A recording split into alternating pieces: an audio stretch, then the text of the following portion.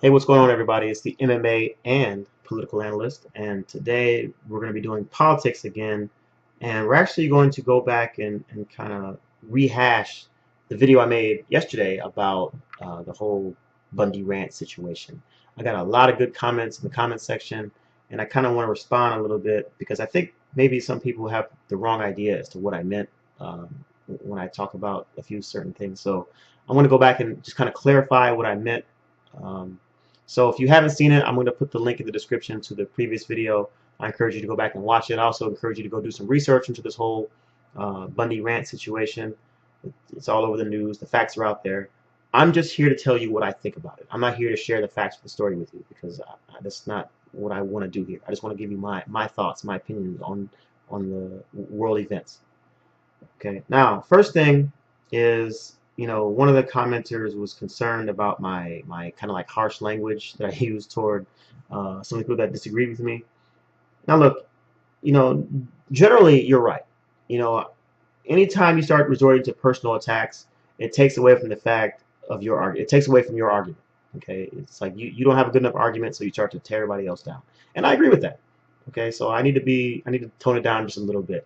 But at the same time, you have to understand that this is YouTube. Okay, I have to be somewhat entertaining, somewhat engaging, and somewhat controversial. Otherwise, nobody's gonna want to listen to me. Okay, no one wants to sit here and listen to a dude talk to them through the screen for 15 minutes in a boring way. This is just not what people want. So I have to be at least somewhat funny or somewhat controversial in order to get the ball rolling on this thing. Okay, so just keep that in mind before you get all mad. Okay. Anyway, now my first major clarification I'm going to make about this whole thing is when I say it's stupid or dumb and unproductive to rebel against the government, I don't mean all governments. Okay, if you're living in North Korea and I'm actually stationed in South Korea, and if you're a citizen and you live in North Korea, well then yeah, of course you should rebel against your government. Of course you should. Why? Because you have no other recourse. There's no systems for you. There's no courts for you. There's no elected officials for you. There's no representation for you. It's either what Kim Jong-un wants and his power structure, his base, and that's pretty much it. Okay, there's nothing for you. I mean, it's like literally like a hell on earth up there. So of course they should rebel. Of course they should take up arms against the government. Of course they should. They have no other recourse whatsoever. Okay, and there's countries all over the world like that. These brutal dictators and these oligarchies all over the world. To where people want to rise up and overthrow their government, they most definitely should. Okay, but again, the reason why is because they have no other recourse. There's nothing else in it for them at that point. They've lost all hope and they have to rebel. Now, in the United States, though, the difference is we do have recourse. We do. And I think that's where you're mistaken. I think you just you're so scared of Obama and illegal immigration and all those other things that you just think it's over. I lost. The whole point of the country has been lost. So I'm just going to go ahead and rebel now because I've lost all hope. Well, you're wrong. Okay, you're more than wrong. For one, it's not really gonna help you. It's not. It's not gonna help you. Now, again, like I said in the last video, it helped out in this case. And I think honestly the government was just kind of like, you know what, we don't want another Waco. We don't want another Ruby Ridge. We don't want any of that stuff to happen anymore. So let's just go ahead and back down and just give this guy's cows back so we don't got to deal with this no more. And that was probably the right move in the end. But overall, that's not going to help you. Think about it. Let's just say, there's people in Guantanamo Bay right now who've been there since 2001. 2001. And the government admits, yeah, sorry guys, some of you who've been in Guantanamo for 2001, since 2001, you didn't really do anything wrong. And you're just still there and we're not going to release you. So sorry. Right? What if the family members of those people just went to your local military base, armed to the teeth, and was like, "Okay, you better get our boy out of there," right? You think that would work out for them? You think that would get their people out of jail? No, it would get them shot, them killed, and then their boy that's in Guantanamo Bay would be staying there even longer. Okay, that's just not how to do things, guys. It's just not. It doesn't really work that way anymore. Okay, not in this country. Okay, and for those of you who are leaving comments, about the founding fathers and what they said, my question to you is, why would the founding fathers bother to make this whole nice country and to write this whole constitution and to do all these things, knowing that, hey, you know what? If the people don't like what's going on, they can just overthrow the government. Great, no problem. Okay, like wouldn't they make this thing so that wasn't necessary? That wasn't necessary at all, to where they wouldn't have to overthrow the government and rebel. I thought that was the whole point of the whole thing. I mean, why would they overthrow the British just to turn around and make something up that they knew was going to be overthrown a few years later? I don't think that's what they had envisioned for the country, guys. So you can send me all these quotes from the founding fathers all day and night. It doesn't change how I view about this, my view about the situation. It doesn't change anything. The founding fathers did not want the U.S. to become a failed state. That's not what they wanted. They didn't want the U.S. to just sit here and get overthrown every 2 weeks like they do in some African country. Okay? That's not what they wanted for us. So please put down your guns and let's find a way to resolve these issues without taking up weapons. Now, for those at the Bundy Ranch, I acknowledged in my last video that not everybody did that. There were a lot of peaceful protesters out there. I got it. And I commend them. And in some way, they ended up getting what they wanted. Okay?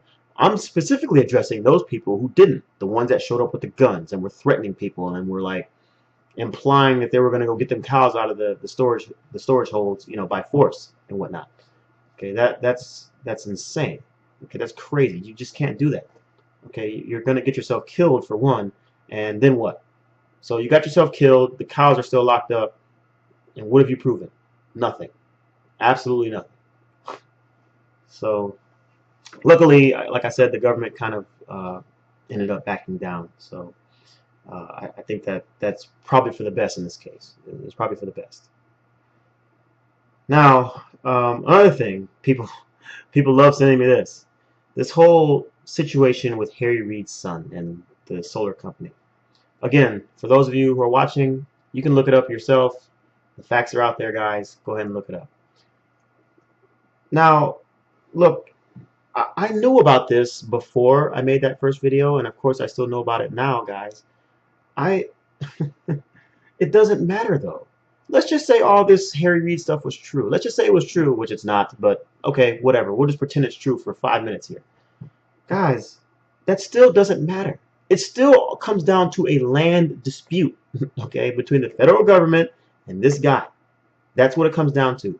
And there's avenues in place and systems in place that we can use to handle those issues. Okay, and then if those don't work, well, of course, there's non-violent ways to protest that and to prevent that from happening. That's how you handle it, guys. Okay, you can't take up arms because you think that Harry Reid's son has some land deal that he's gonna get a solar plant built on this land that was built that the Bundy Ranch was actually occupied on at the time. Okay, that doesn't mean you get to pull out your guns. Okay, that's not how things work. And anyway, it's not even true. So just like I said, look it up yourself. Now, I will talk about government corruption on this show all day and all night. And as you follow the show, you'll see that. I'm going to talk about government corruption a lot. And I think that is the biggest problem with our government, is that it's kind of got like built-in corruption with these, political donations and whatnot. And so you're going to see me talk about that stuff, throughout the history of the show as things go forward. Now, at no point are you going to see me be like, you know what, I'm tired of this. I'm tired of government corruption. I'm tired of politicians taking money from corporations and whatnot. So let me just go grab my weapon, take to the hills, and I'm just going to go start, threatening to shoot people. Well, how would that change that? You think politicians are going to stop taking money because I grab my gun?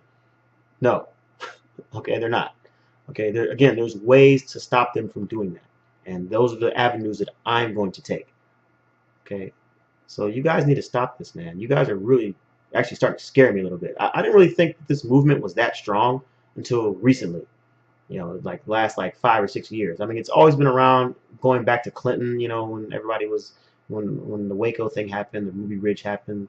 There was a lot of that's weird separatist kind of independent type people flying around. and it's really gotten bad recently in the last like 10 years. And you guys need to calm down, man.